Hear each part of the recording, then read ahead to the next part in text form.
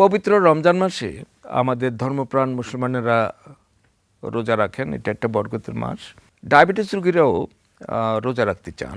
তবে ডায়াবেটিস রোগীরা রোজা রাখতে পারবে কি না, সব ডায়াবেটিস রোগীরা নাকি রোজা রাখবে না, এই ব্যাপারে কিন্তু কতগুলো বিধিনিষেধ আছে। ডাক্তাররা রমজানের অন্তত 2 থেকে 3 মাস আগেই কিন্তু ভালো মতো তার ডায়াবেটিসটা দেখবে যে ডায়াবেটিসটা কতটা নিয়ন্ত্রণে আছে। যদি কারো দেখা যায় যে ঘন ঘন কেবল সুগারটা ড্রপ করতেছে, যেটাকে আমরা হাইপোগ্লাইসেমিয়া বলি, এই অবস্থা যদি চলতে থাকে তাহলে কিন্তু তার রোজা রাখা যাবে না, কারণ রোজা রাখলে তার হাইপোগ্লাইসেমিয়ার মাত্রাটা আরও বেড়ে যাবে। আরেকটা দেখা যাচ্ছে যে ডায়াবেটিসটা একদম নিয়ন্ত্রণে নেই, এমন অবস্থা হয়েছে যে প্রস্রাবের সাথে কিটোন যাচ্ছে। কিটোনটা একটা অ্যালার্মিং সাইন যে শরীরের মধ্যে কিছু টক্সিক জিনিস জমে যাচ্ছে, যেগুলো অ্যাসিডিক। এগুলো এত বেশি হয়েছে রক্তে যেগুলো এখন প্রস্রাবের সাথে যাচ্ছে। এটা যদি ট্রেস 1+, 2+, 3+ এরকম যদি থাকে, তাদেরকেও রোজা রাখা যাবে না। আর যাদের আগের একটা হিস্ট্রি থাকে যে তাদেরকে কয়েকবার ভর্তি করতে হয়েছে ডায়াবেটিক কিটোসিডোসিস বলে একটা ভয়াবহ ইমার্জেন্সির কারণে, রিপিটেড অ্যাডমিশন, তাদের বেলাও রোজা রাখতে আমরা মানা করি।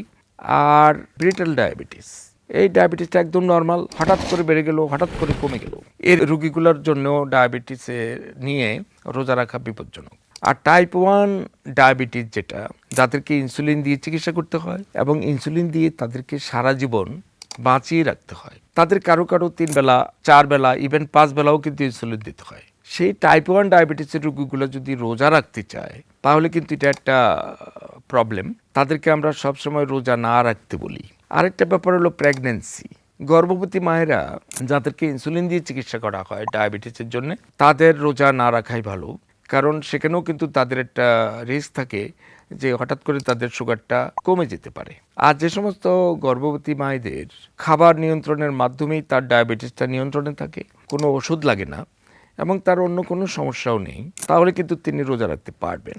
তো সেই জন্যে ডায়াবেটিস রোগীদের আগে থেকে ঠিক করে নিতে হবে যে কারা কারা রোজা রাখতে পারবে, কারা পারবে না, কাদের জন্য রোজা রাখাটা খুব ঝুঁকিপূর্ণ। চিকিৎসকের পরামর্শ অনুযায়ী কিন্তু আমাদের বেশিরভাগ ডায়াবেটিস রোগীরাই চাইলে রোজা রাখতে পারেন।